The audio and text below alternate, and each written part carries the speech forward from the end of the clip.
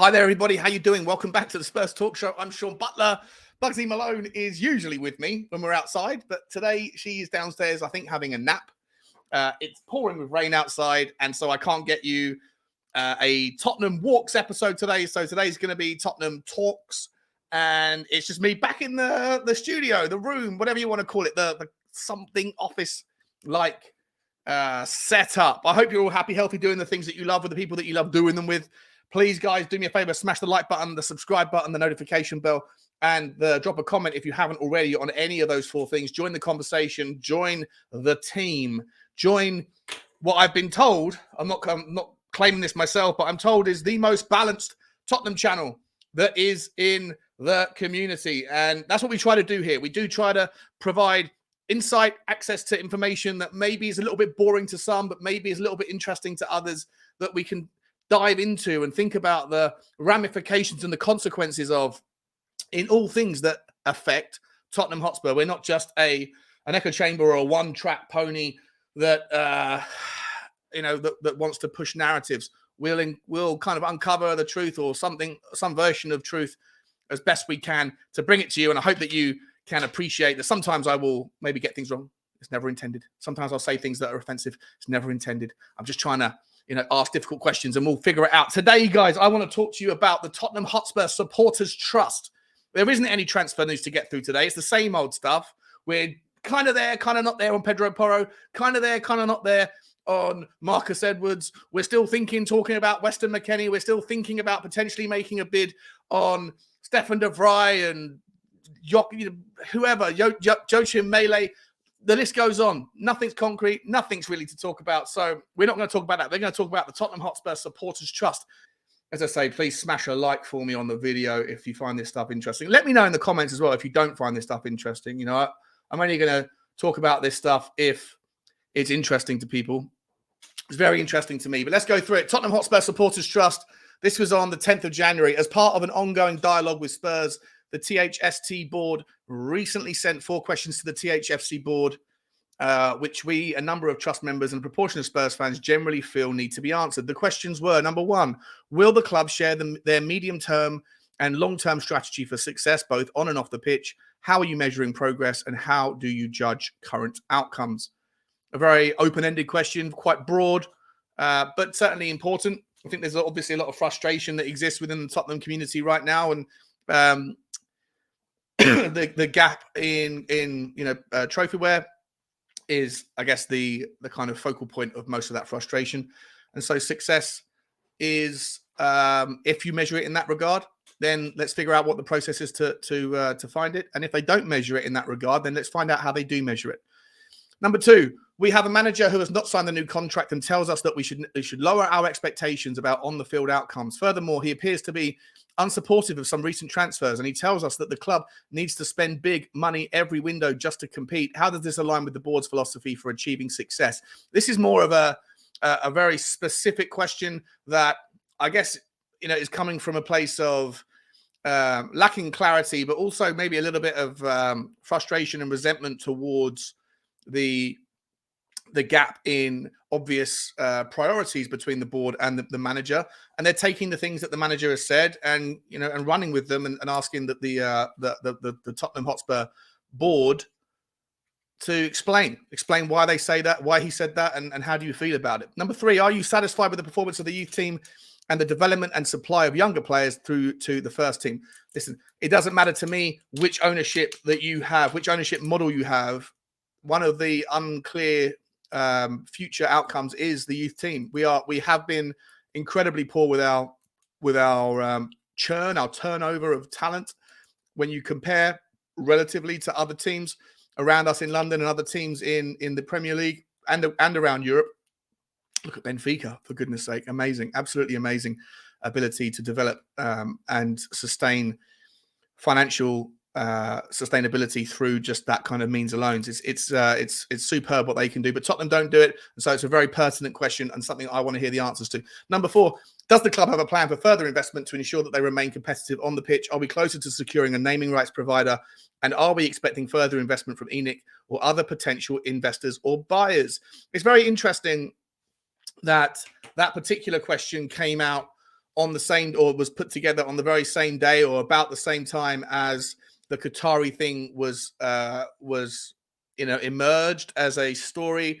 I don't know what the chronological order of events, whether or not Tottenham Hotspur Supporters Trust put these questions to the board on the 7th or the 6th, and this is a latter, reflection of what they've done, and that as a consequence of the board receiving that information, maybe you could, put two and two together and think that, well, this is one of the 4 big questions. Let's leak a story that may or may not be true because Daniel Levy and Al Khalifi are friends or they go back some way. I didn't know that when I first did my video, by the way. I thought that there was no relations that were known between the two, but allegedly they have a bit of history. So maybe this is that was just all a very convenient way for Tottenham to kind of extinguish any concerns in that regard around Tottenham's the Supporters Trust 4th question. Anyway, we'll carry on. The club has committed to provide a response in the coming weeks. The club says it's very keen to address the issues that raised so far, but for commercial reasons, we will not be able to do this during the transfer window. In the meantime, the club's financial results will be released in February, and there will be a statement from Fabio Paratici on the completion of the transfer window. The club will respond in full to our questions at that point.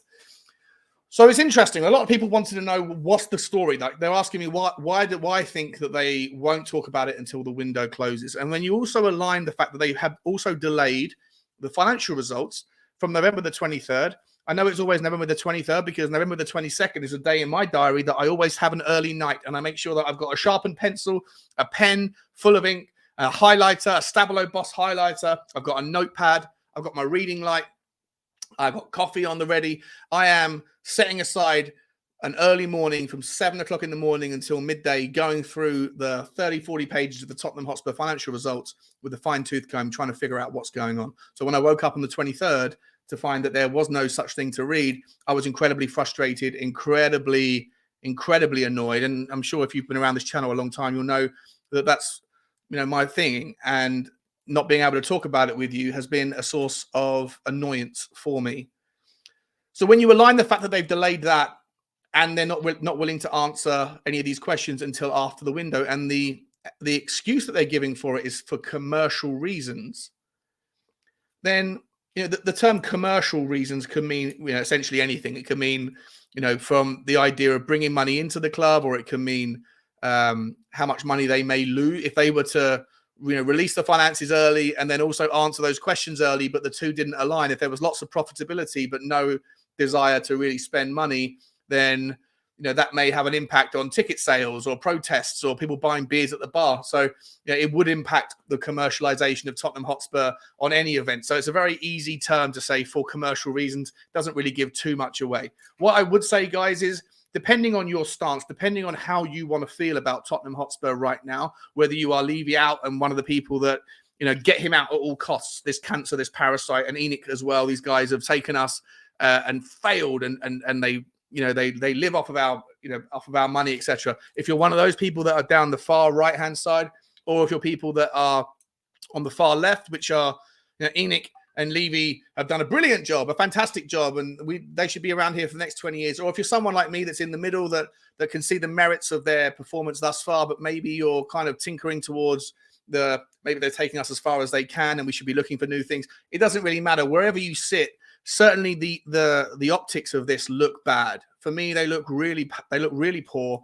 They tell a story that you're trying to hide something and that they don't want you, the fans, to know the status quo within the finances, and also to have to let you know what our ambitions are before we have to show it to you, which is right now. If they were to come out and release the figures and it said that there was record profits, record cash flow, and everything was rosy, and then at the same time, they also said, we have intentions to invest in the football club, but in reality have none and don't want to go out and spend in January for whatever reason, then it's going to be a complicated thing. And it's very easy for you and me and everybody else to get on board that narrative that them not answering until the window has closed, when there is then no ability for them to actually act on the information that you and I will see.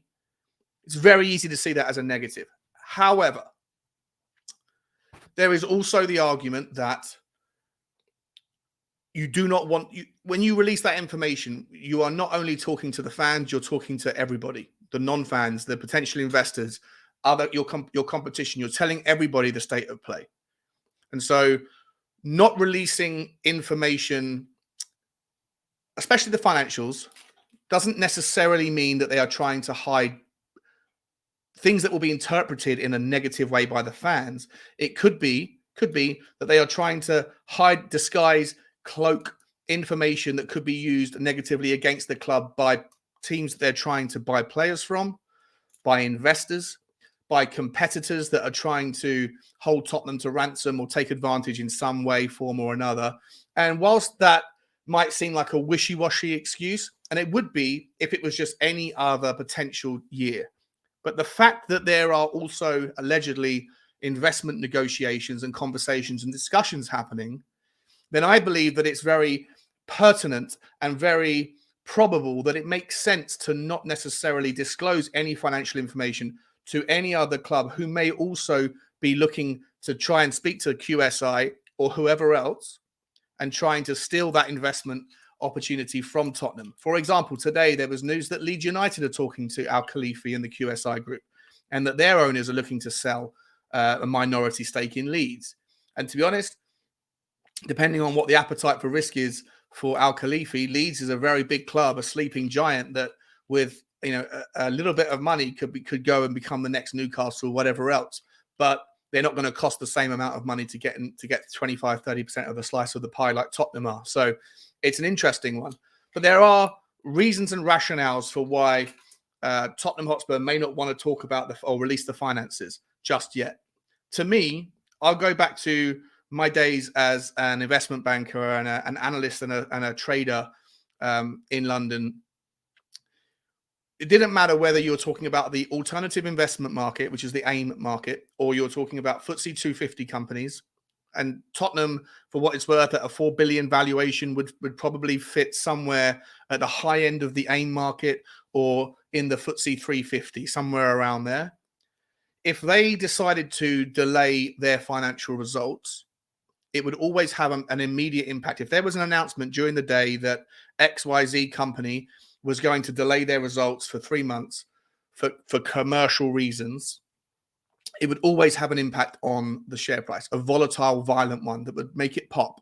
But it wouldn't always pop down. It would pop one way or the other. It might jump 4 or 5% up, 6% up, or it might drop 4, 5, 6%, depending on the way that the market wants to interpret it.